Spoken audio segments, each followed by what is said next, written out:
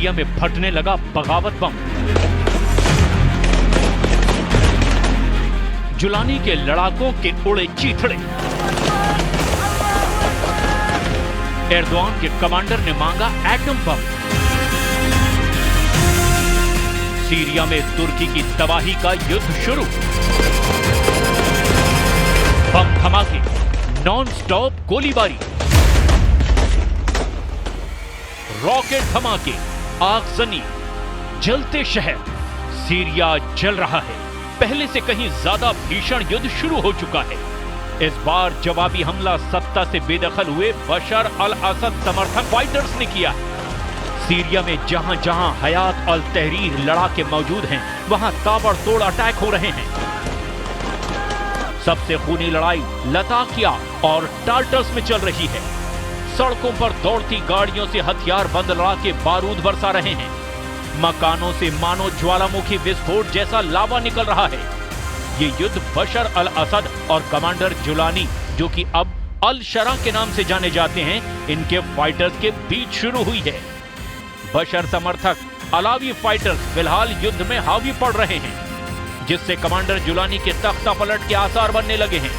Syria युद्ध में अब तक जो जानकारी सामने आई है, उससे तुर्की के एर्दोआन भी टेंशन में आ गए हैं।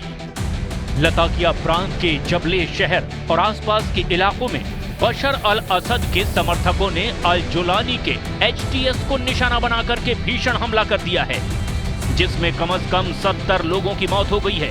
न्यूयॉर्क टाइम्स की रिपोर्ट के मुताबिक सीरिया की नई सरकार की सेना और देश से भगाए गए तानाशाह बशर अल असद के वफादार बंदूकधारियों के बीच सारी रात खूनी झड़पें होती रही, जिसमें 70 से ज्यादा लोगों के मारे जाने के साथ कई दर्जन लोग घायल भी हो गए। وكذلك النشاطات الإرهابية المتزايدة التي تقوم بها بعض التنظيمات تمثل هذه تحديا كبيرا للأمن الوطني السوري والأمن الإقليمي بشكل عام. نحن على يقين أن هذه التهديدات لا تقتصر على سوريا فحسب، بل تؤثر على الأمن الإقليمي بأسره. कमांडर जुलानी के खिलाफ बगावत करने वाले बंदूकधारी दमिश्क को रौंदने निकल पड़े हैं। सीरिया की सड़कें खून से लाल हो गई हैं। लताकिया में युद्ध के लिए निकले जुलानी के फाइटर्स ने भी करारा जवाबी हमला शुरू कर दिया है। HTS फाइटर्स ने ऐलान किया है कि बशर अल असद समर्थक एक भी लड़ाके को अब बख्शा नहीं जाएगा। जबले फ्रंट पर मोर्चा संभाल रहे फाइटर अबू दाहर की दहाड़ सुनिए।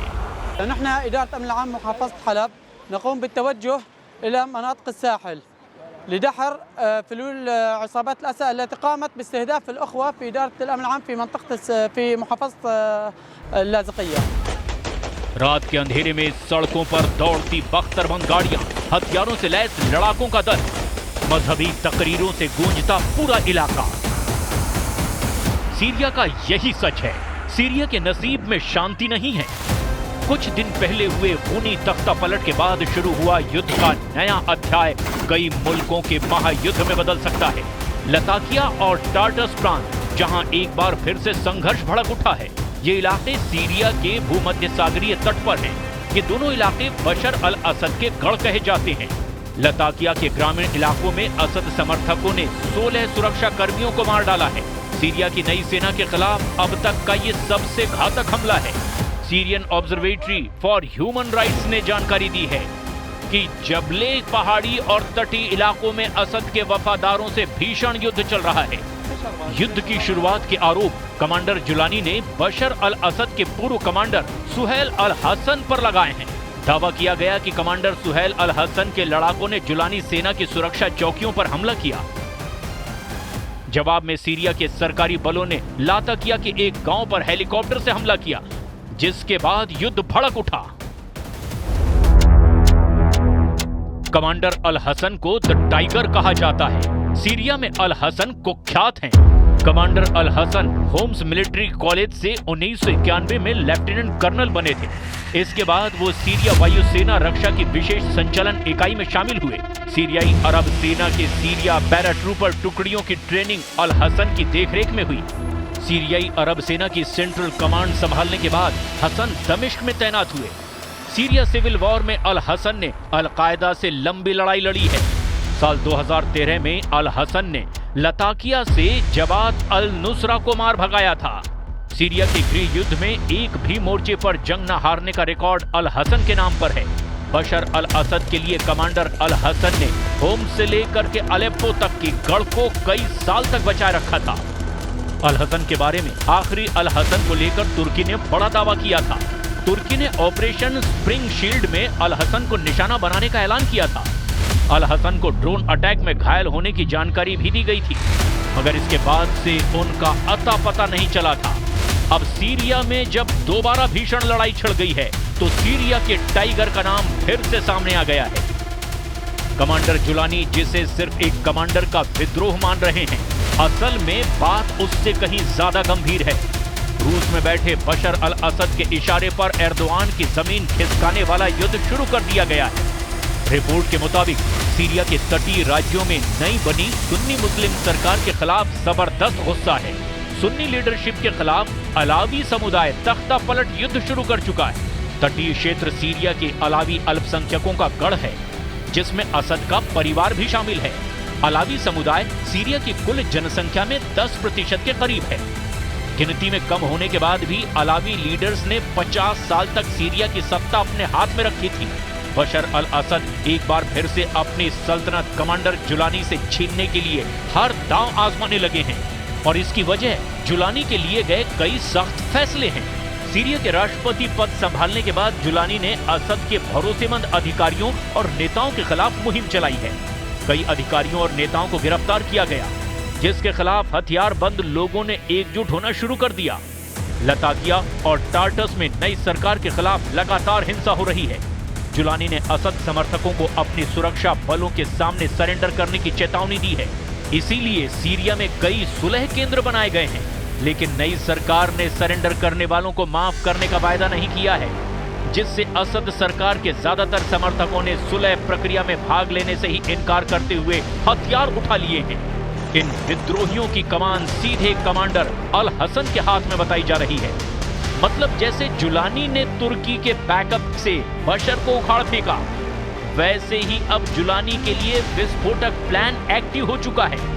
लेकिन सवाल यह है कि बशर अल असद किसके दम पर जुलानी से भिड़ चुके हैं?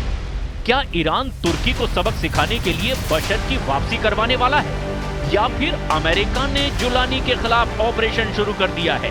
कहीं नेतन्याहू ने तो तुर्की समर्थक के खिलाफ मोर्चा नहीं खोल दिया, या फिर प्रेसिडेंट पुतिन ने एर्दोआन को हद में लाने के लिए बशर को बैकअप दिया हो?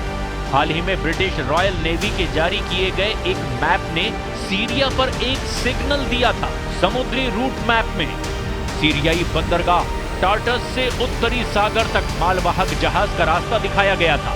ब्रिटिश रॉयल नेवी ने 3 दिन के अभियान के दौरान इंग्लिश चैनल और उत्तरी सागर के बीच जिस मालवाहक जहाज की निशानदेही की, उसके साथ रूस के युद्धपोत भी चल रहे थे। मतलब रूस सीरिया में कुछ ना कुछ तो करने की प्लानिंग कर चुका है। पहले भी पुतिन की पावर से ही बशर अल असद ने 14 साल तक सिविल वॉर में दबदबा बनाए रखा। वो पुतिन ही थे जिन्होंने अमेरिका और तुर्की के ना चाहने पर भी बशर अल असद को बचाए रखा। मगर यूक्रेन युद्ध में पुतिन के उलझने का फायदा उठाकर तुर्की ने सीरिया में तख्ता पलट करवा दिया।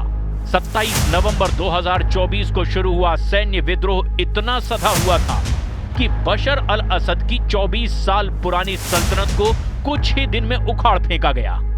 ऑपरेशन डिटरेंस ऑफ एग्रेशन की कामयाबी का सेहरा कमांडर जुलानी के सिर सजा, लेकिन इसके असल मास्टरमाइंड कोई और नहीं, एर्दोआन थे। बशर की विदाई के बाद जुलानी की अंकारा भागम भाग ने सब कुछ शीशे की तरह साफ कर दिया। हालांकि सीरिया के ज्यादातर हिस्से में जुलानी विरोधी ग्रुप का कब्जा बरकरार है। इसमें कुर्द फोर्स और अलावी ग्रुप सबसे मजबूत है। फिलहाल कुर्द फोर्स शांत बैठी है, मगर युद्ध भड़का तो कुर्द फोर्स भी एक्टिव होगी। इसके बाद फिर से वही हालात बनेंगे, जिससे महाशक्तियों को सीरिया बैटल ग्राउंड में आना ही पड़ेगा। एक वक्त सीरिया में अमेरिका, रूस, तुर्की जैसी महाशक्तियां टकरा चुकी हैं। वो युद्ध बेनतीजा रहा, मगर इस बार युद्ध में हदें पार होंगी, और ये हद एटम बम के भयंकर धमाकों तक भी जा सकती है।